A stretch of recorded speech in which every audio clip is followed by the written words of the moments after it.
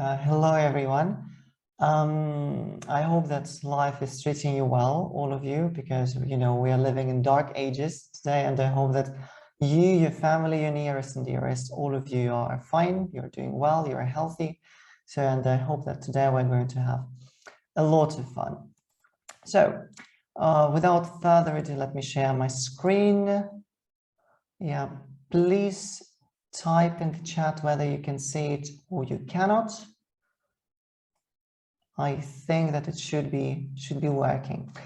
Well, you know what? A couple of months ago, I believe it happened to me. I started thinking about my progress. You know what? Whenever I think about learners and teachers and linguists and all of those things, I always think about myself first, because even though I've been teaching for many years, I'm still learning the language, and I consider that to be the most interesting thing in my life. And you know what, whenever you progress, whenever you learn words, whenever you take all of those exams, sooner or later you start thinking of your future. Well, I myself have taken CE and proficiency. With proficiency, I've done that twice. And every time I think that, okay, what am I going to do next? Or even more importantly, or more pessimistically, will I do anything in the future? And so far, I always think that I will. And still, I always think what makes me do that and what makes my students do that. So I started digging, I started doing some research, and I did my homework, and it resulted in this very talk, which I'm going to share with you. So the first thing, whenever we think about language acquisition, of course, we think about different kinds of levels. We know that there is A1, A2, and finishing with C2. And if we look at all of those materials which we can find online regarding all of those levels, and all of the research which was conducted by all of those well-known universities around the globe, we see that the line is very straight. You start from nothing, and then just within 1,200 hours of your time, you become a confident language speaker. 1,200 hours. It's Cambridge. Cambridge claims that it's possible to do that. Even though it sounds quite realistic, because after all, we have all of those course books out there, right? We have course books for beginners, then we have for elementary students, intermediate, upper intermediate, advanced proficiency. Still, being a teacher myself, and most importantly, being a learner myself, I had my doubts. And I think that all of you here will agree with me that the line is not that straight compared to the one they always show us. So we see that it's very easy to learn at least something. Those 100 and I don't know, 200 hours will go quite swiftly, and we progress very quickly, and we think that within a couple of months we'll become confident and fluent speakers. That's why I think there are quite a few courses out there which claim that they will teach you all of the English language within 16 hours. Well, of course they're lying, but are they really lying to that extent? Because they say that you can speak.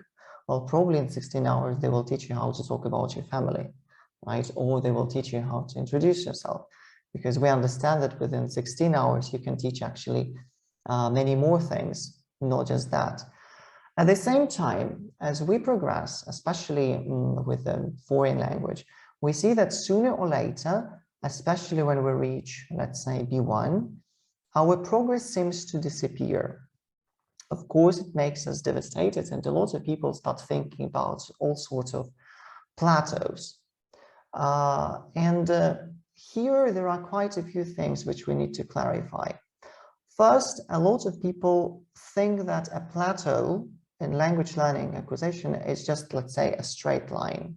You just go, let's say, a valley or a meadow, you just go and go and go, and nothing is really happening in your life, which is not really true. Because if we if we read all of those books on methodology, for example, How to Teach English, this famous blue book, we'll see that the main word here would be not really about not making progress.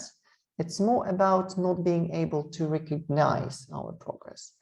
And, oh, that's my cat. I think that you can hear it. And come to think of it, we understand that actually it's true. Because we are teachers, we teach our students, we spend hours in planning our lessons, and we understand that actually they do make some progress, but it is not that vivid. Why do you think it's happening? So can you please type down in the chat what you think about it? Why do you think it's happening? Why cannot we notice the progress? And whether, of course, you think the progress is actually there or it is nowhere to be found.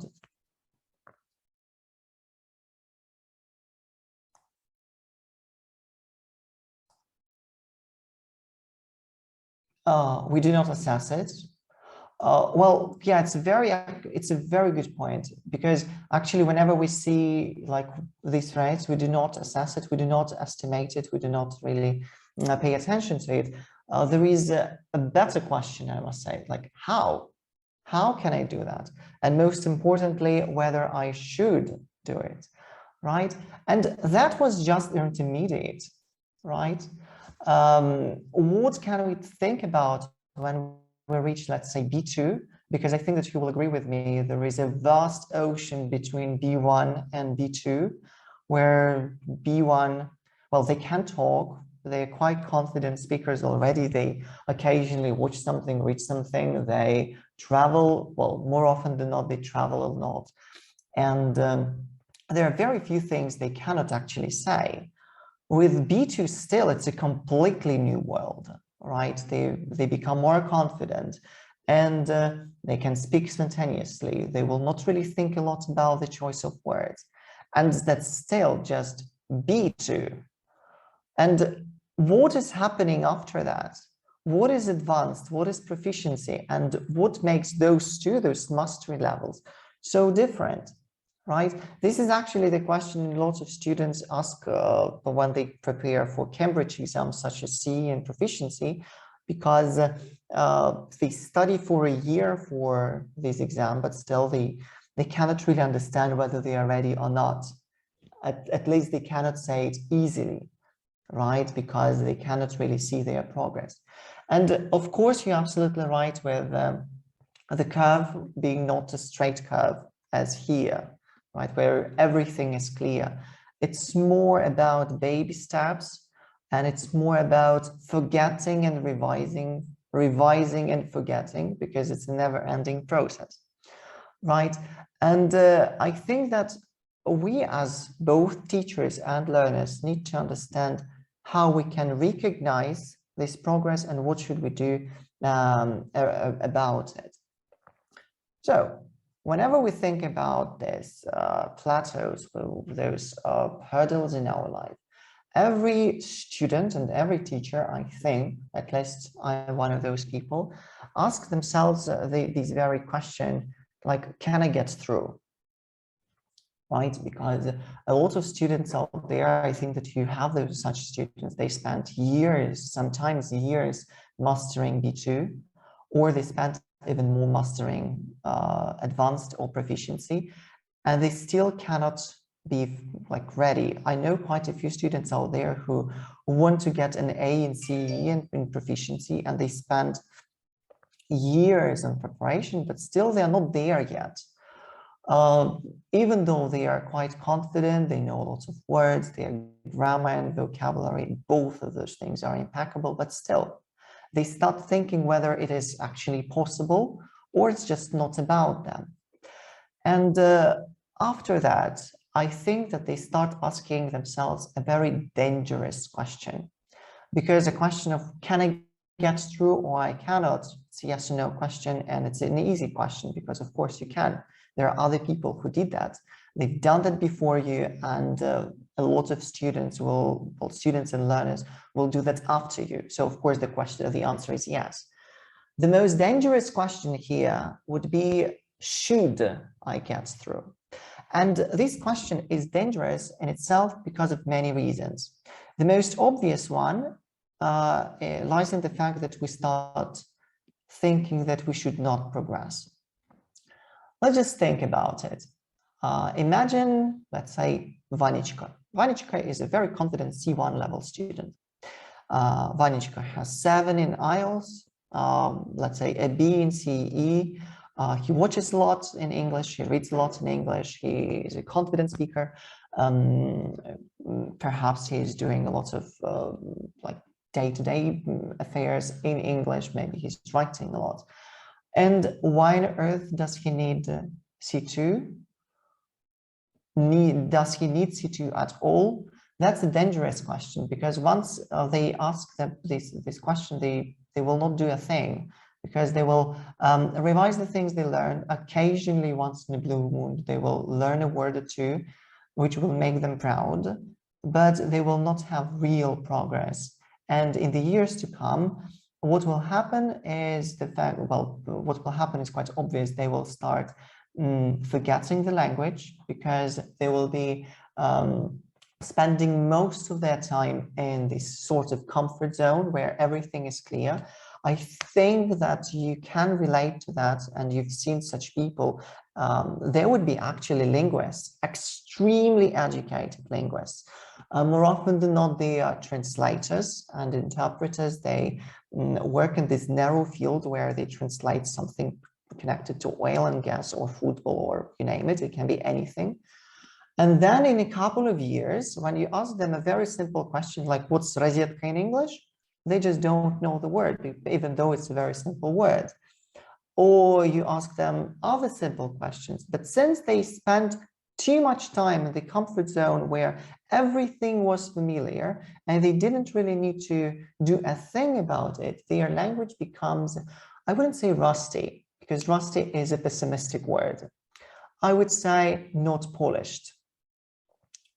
And when these students come to us, it's kind of natural to think what we can do about them and how we can actually make them think that they should do something about it, because they survived. Come on, they have diplomas, they have a certificate, they have a good job, they have prospective life, and they're quite happy about pretty much everything happening about them. So motivation is key. And whenever we kind of embark on this journey of, let's say, fighting this problem, fighting all of those issues, we need to identify the most common problems those sort of near advanced or advanced students have while conquering all of those plateaus. I think there are, of course, many more problems, but if we are to divide them into, let's say, very, very strict, sort of rigid categories, I would define, let's say, 5. So the first one I think would be like a huge gap, a vast gap between our receptive and productive skills. Here, I think it's quite obvious because of the simple thing. I myself like reading books. I like reading novels, and I read novels pretty much every day. I cannot imagine my life without books. Right now, I'm trying to, let's say, conquer the infinite jest. But so far, it seems that infinite jest is conquering me because I'm about to give up. But even though I can read all of those books, can I write one?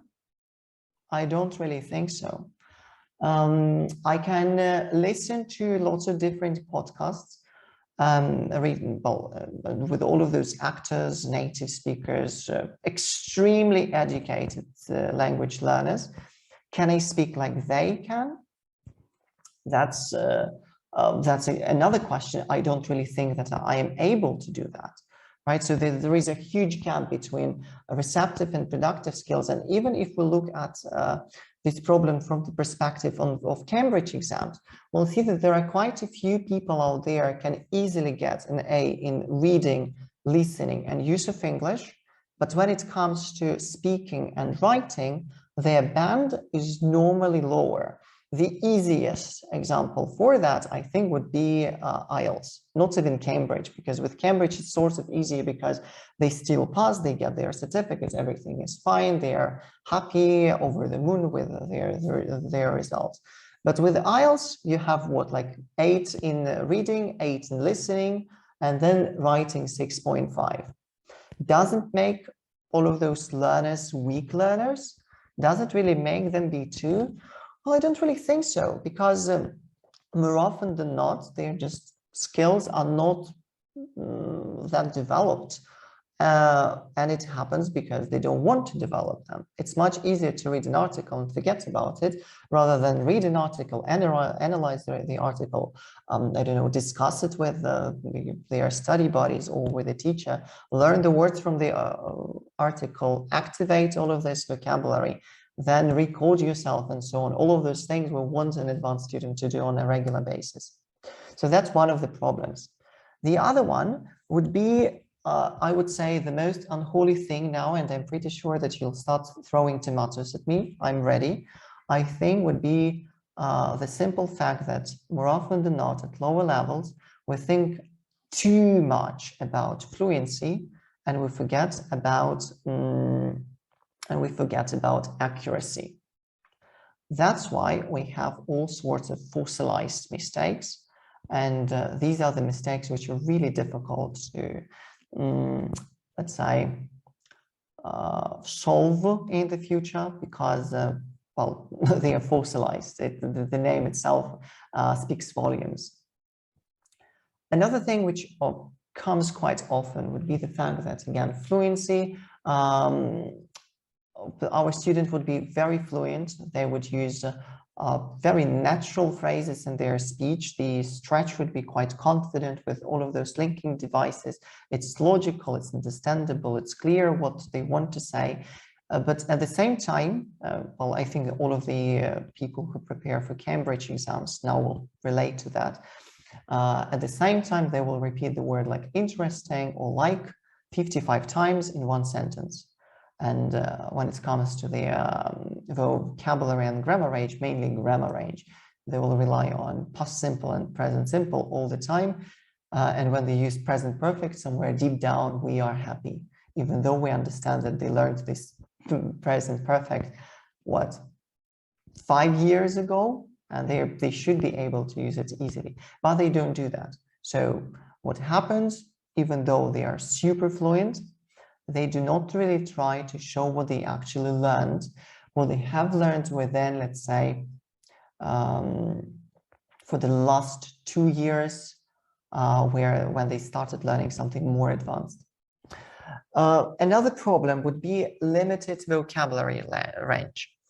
It happens simply because we do not really tend to talk about the things we don't want to talk about. That would be more abstract, not familiar topics. Of course, it's much easier to talk about, I don't know, Marvel Universe if you are a fan. And then when they ask you to talk about, let's say, our galaxy, we don't really know the vocabulary. And more often than not, we don't know the vocabulary because we have not been exposed to this topic. Right, and when we discussed it with the teacher, we did not really pay enough attention to all of those words, ideas, mainly ideas, I believe, because at high levels we still create the whole speech around the idea rather than the vocabulary items. Right, so when we have something to say, we will learn the words. We will not learn the words just because the teacher asked us. And last but not least, there would be, I think, a curse of a B2, C1 level student. Even though they learned all of those sophisticated words, they do not sound natural. You know, you listen to them and you think, oh, that's a good word. Oh, that's a wonderful grammar structure of an idiom or something. But at the same time, you have this nagging feeling that it's absolutely off key, right? It's like listening to a very lousy singer. And when they ask you what is wrong with them, it's really difficult to explain, right? You say that it doesn't sound natural, all right, but what sounds natural, right? You have all of those questions which are difficult to answer, especially when you're not prepared for those questions. So these are 5 problems. And of course, when we have identified the problems, it's much easier to solve them because, as you know, all of those therapists say, the first step is to understand what is wrong. Once you do that, it's a huge leap. Everything else becomes quite easy. So let's start with the first idea. So the gap between receptive and productive skills. So what is happening here? We, more often than not, they understand pretty much everything. We either tell them or we give them. So it can be, let's say, a video or an article. But at the same time, they do not activate all of this knowledge. In order to mend this situation, we can do several things. The most common thing, I think, would be the idea of noticing, right? The theory of noticing thing. It's quite obvious. It's much easier to learn a thing when we are kind of aware of what we're learning. We can give our student a text, a wonderful text from The Guardian, and because we've seen so many beautiful, even juicy collocations in that, but if we do not really pay attention to all of those words, and if we don't make them think about all of those things through guided discovery, for example, they will not see them. And if they don't see them, they will not really think about them. So what we can do about all of those activities. So whenever we give them a text and we want them to read and analyze it, we need to return to this vocabulary. We need to make them find those words which we wanted them to find. We need to make them use those words in different kinds of activities because it will help them to let's say, distinguish between the synonyms. They will understand what sounds natural and not really natural. And in the long run, of course, it will help them use those words freely. At the same time, we need to understand the other thing by just noting all of those things, saying like, okay, this is a good word and that's a good word. They will not really progress easily because, well, we've all been at school, right? Do we really remember everything our teachers told us? And when we had so many subjects at school, like sort of geometry, or no, the most interesting, our chemistry. Do you remember all of those things they taught us, even though they made us notice all of those things, right? We did a lot of tasks. So it means that even though we make them notice things sometimes, we need to make well, to make them develop this sort of focused output. What it means that not only are we making them recognize the words, but we also make them use them. How? The easiest way to do that, I believe, like especially with the lower levels, well, by lower levels, I mean quite advanced levels, such as B2, for example, would be like telling a story. For example, you taught them some vocabulary related to a seashore, right? So now they know all of those shells and so on. So we can give them a couple of pictures to discuss, and then they will give a story. And the most hilarious thing will happen because more often than not, all of those stories, you will have, let's say, up to 6, maybe more students in the group, but all of those students will have completely different stories. With our proficiency students, we have sort of, let's say, speeches every second unit. So I ask my students to prepare a speech where they will use all of those vocabulary items, the grammar items we have encountered. And even though the topic is the same, for example, traveling, what they produce is always different. Because, for example, a couple of months ago, when I was teaching this lesson on traveling, one of the students prepared a guide tour in Skyrim. Can you imagine that? So she just shared her screen because I was teaching an online class, and she showed all of the students around this imaginary world. So and of course, by doing that, she used all sorts of vocabulary because since you just look around and you have to name all of those things, she used all sorts of advanced vocabulary, all sorts of grammar items. It was simply impeccable. So by making them use the words here and now and then returning to them again and again and again, we make them progress. And there is another thing which we can actually do with making them see their progress, would be to recording their answers. So we can record their speech or their answer, and then they can listen to this recording, let's say, in 2 months. And they will always see that, okay, 2 months ago, I said that, and now I would put it differently. Occasionally, we actually even ask our students to do the same task, but let's say within a couple of weeks. So first they do it without learning the vocabulary or grammar, and then they do it again. And they are always amazed, shocked even, because, you know, lesson after lesson, when you just come and you sit for 90 minutes practicing the things the teacher throws at you, and you gobble everything up, and it seems that nothing is really happening. When you give them a video, or you give them, let's say, they are writing what they produced a couple of months ago, they understand that they are progressing. The bigger issue here would be fossilized errors. I think that here we can talk about this issue, if not forever, but for a couple of years at least. Because fossilized errors, in itself, we understand that it's something which is quite difficult to mend. So here we can see two sentences, right?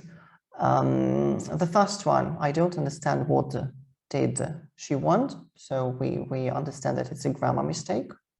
And even super duper advanced level students still make mistakes there. I think that I myself make this mistake very often, namely because you don't really control your, not really grammar, but your thoughts while speaking. You know, your tongue moving sometimes moves too fast. That's why you don't really know how you will finish the sentence, and that's why you make this mistake. But with the other students, they just do not really master the rule yet. What do you think the mistake is in the second sentence? Can you please write down in the chat? Because this one is quite common. It is not a grammar mistake.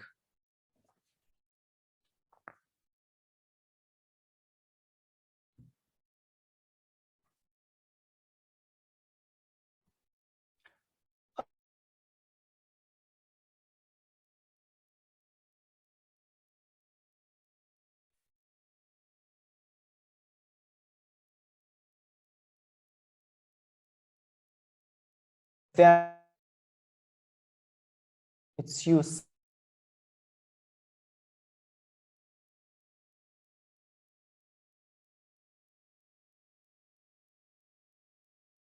as a noun.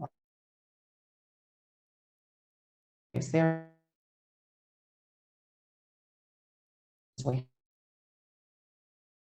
cannot or cannot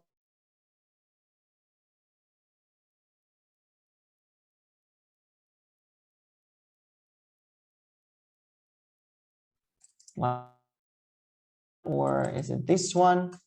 If it's this one or this one, I'm typing in the chat and to make it clearly, like, you know, I have a feeling or I have a feeling, right? All those sorts of things, because when we teach, let's say, elementary level students, we do not really pay a lot of attention to these words, because, come on, we understand what they are saying and we don't want to be intrusive.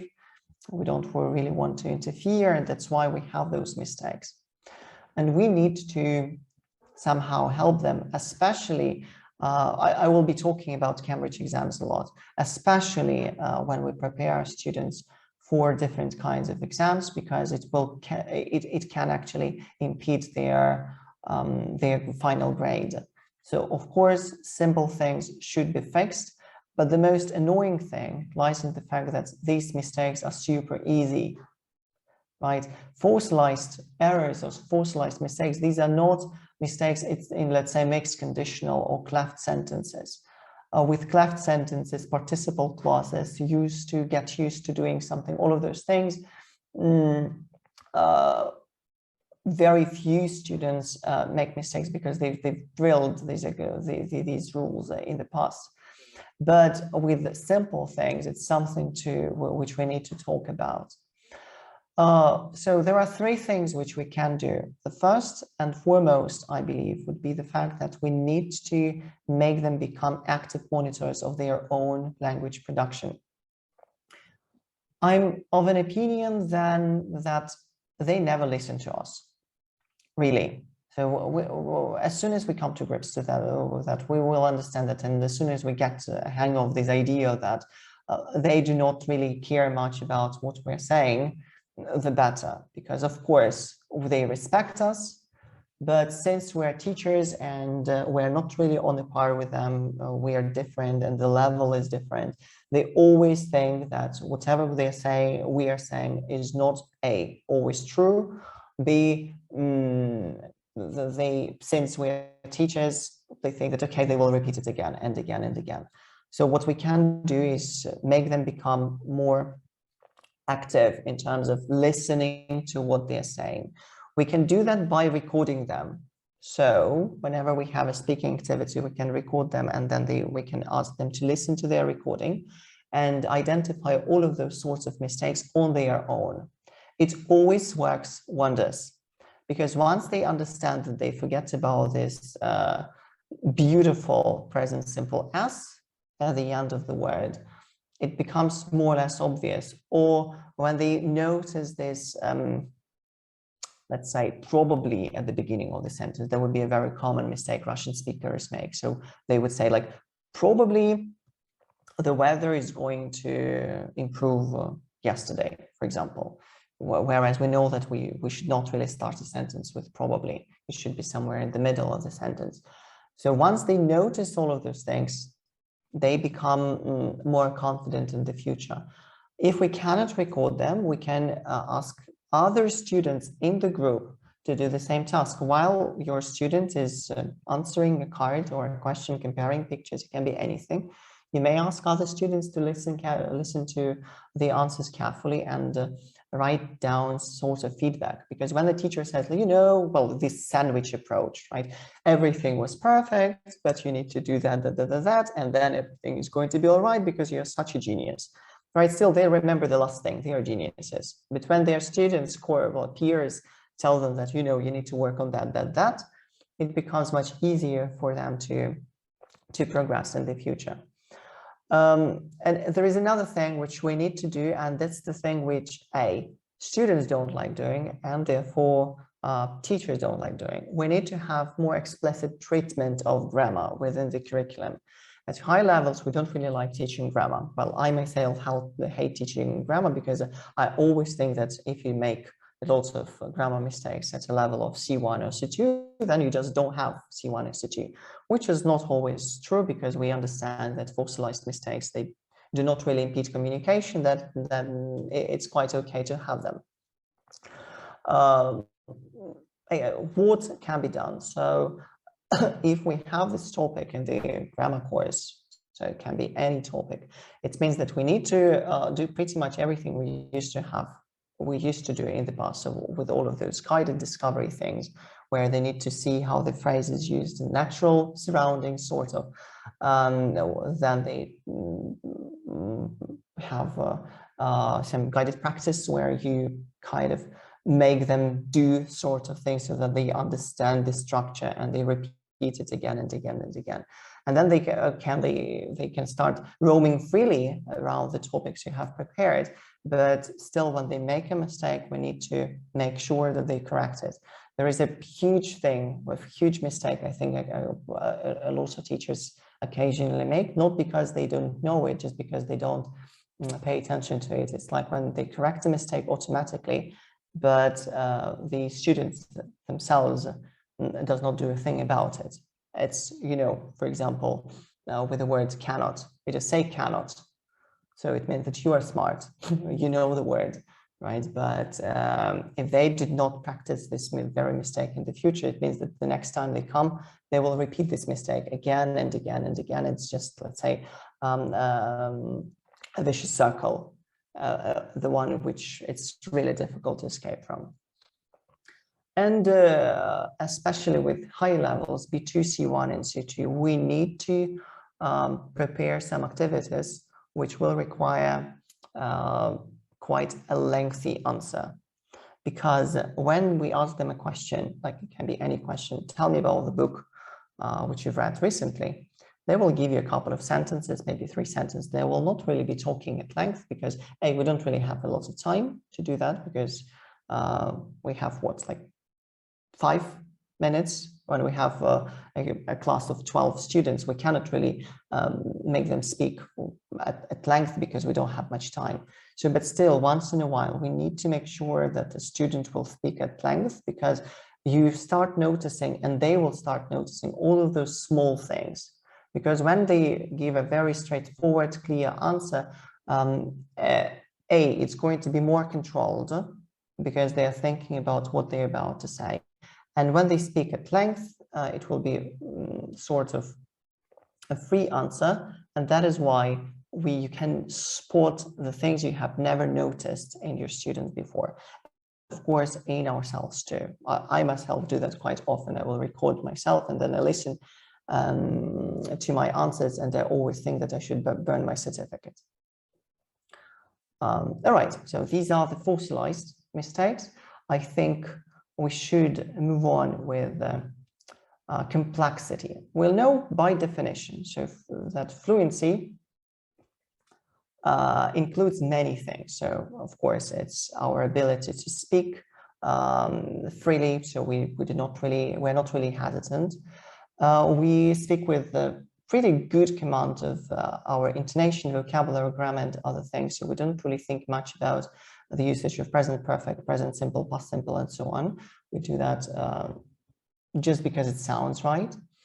We will give coherent answers, meaning that all of the cohesive devices we're using in our speech, they will sound not really, let's say, used and strenuous. So we do that just because we need to connect the ideas. We do not just, you know what, I love this metaphor. We do not play snowballs with our sentences. We are creating we're making sort of a snowman where you have one idea and you develop it. You do not just say, oh, I have quite a few hobbies, embroidering, knitting, and I'm into carpentry. All right, even though we used good words, still, the answer itself is quite weak because we just listed things, and the most advanced thing I used was the word "and," right? Which is not really the level we're talking about. Of course, due to all of these things which I have just listed, we will produce a lengthy speech which will not cause any comprehension difficulties. So our, let's say, target listener, because after all, we understand that we speak not because we have a dementia or split personality, we speak because we want other people to listen to us. And if they don't understand what we're saying, then of course it's a huge problem.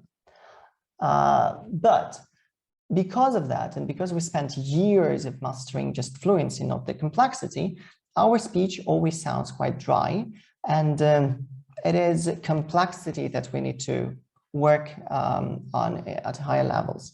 So there are several things which I think will help here. Would be, we can easily divide them into 3 categories, of course, would be addressing the language prior to the activity, like where you actually ask them to use that, and that, or you read an article or a text, anything where they saw the language used in the real world, and then you motivate them or sort of make them use these words or grammar structures in their speech. Addressing the language during the activity, that would be this nagging and, let's say, pushing your students in the right direction. I always do that, so I just copy and paste all of those grammar patterns which I wanted them to use. So I have this list, with my proficiency students, which is called How to Sound Smart When, Forgive Me, You Are Not. Right, this list of grammar patterns, various grammar patterns, which I want to hear when I listen to an advanced speaker. And I always remind them, okay, right now I want you to use a participle. Remember about the participle. Or when we talk about the past and the present, we compare those two. I will remind them, okay, conditionals, used to or would, use that. Do not forget about the simple things because you know them, but you don't use them. And if you don't use them, your speech sounds quite mediocre. And we don't really want our students to sound mediocre, of course. And of course, feedback, addressing the language after the activity.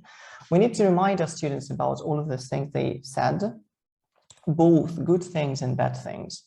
A lot of teachers, well, and I think that I occasionally do the same. I think that that we don't really have time to spend, let's say, 3-4 minutes on discussing the strong and weak points. But still, it results in the situation when our students think that we, do not really care much about the answer.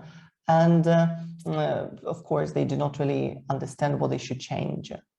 And again, returning to the very big question, like the most important question which we need to answer, like whether they should change anything in their speech. So feedback, constructive criticism is necessary. Well, something tells me that I need to be a bit faster. So just 3 minutes, 3 minutes. Yeah, I'm almost done. Regarding the limited vocabulary, of course, we understand that there are certain things which must be done about the things, like guided discovery, so that we just don't throw them the words like you should learn 50 words before the lesson. These should be the words which they can use easily in their day-to-day life, and to do that we need to use good vocabulary books. So it can be Oxford word skills, it can be destinations, it can be all sorts of vocabulary books from pretty much every publisher house we have nowadays, because they will have certain topics, right? So now we're talking about traveling. So here are your 5 words which you can use when we talk about traveling. We will ask them to use dictionaries, and with, let's say, upper intermediate students, there would be, of course, monolingual dictionaries, because while reading the dictionary and reading all of those sentences from real world, they will understand the nuances in terms of different patterns and differences in meanings. Occasionally, of course, we know the word, but we don't know the collocation. So instead of saying heavy rain, we say strong rain, and it sounds a bit off key. So, and this idea of sounding a bit weird results in the most important part, I think, that higher level students have, is the idea that they do not sound very natural. So the first 5 phrases we can see here, they are taken from the corpus, right? I forgot the name of it. So like the most common phrases used in a day-to-day life. So it is not written language, it's spoken language.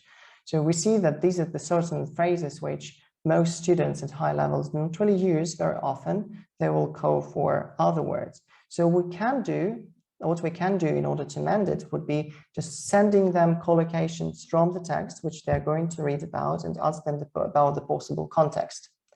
So when they identify the field of knowledge, it's much easier for them to learn the vocabulary in the future. So like this one's on me, for example. And when you see that, you understand, okay, they're sort of talking about the, let's say, a restaurant or something, or I'll be with you in a minute. So it can be a discussion at home. And while discussing that, they will still activate some knowledge. And in order to sound more natural, of course, we need to encourage our students to watch more, to be exposed to the language. Well, usually, you know, I'm old school. I do not really think that C2 is about vocabulary or grammar or just studying the book. C2 is mainly about the exposure. The more hours you spend being exposed to the language, the more natural you will sound in the future. So watching, listening, reading, and of course, since we do not really want to have all of this knowledge in our passive vocabulary, we need to activate it in the future. So summarizing everything, I wanted to finish with the phrase, I think that you know the author is Bruce Lee, like there are no limits, there are plateaus, but we must not stay there and we always must go beyond them. So returning to the very beginning of my speech when I asked this very question, what was this question? Like, should I get through? Well, for me, it goes without saying. I hope that it is the same for you. Yeah, that's it. Yeah, 6 more minutes. I'm sorry. Yeah, I'm sorry for giving you waiting.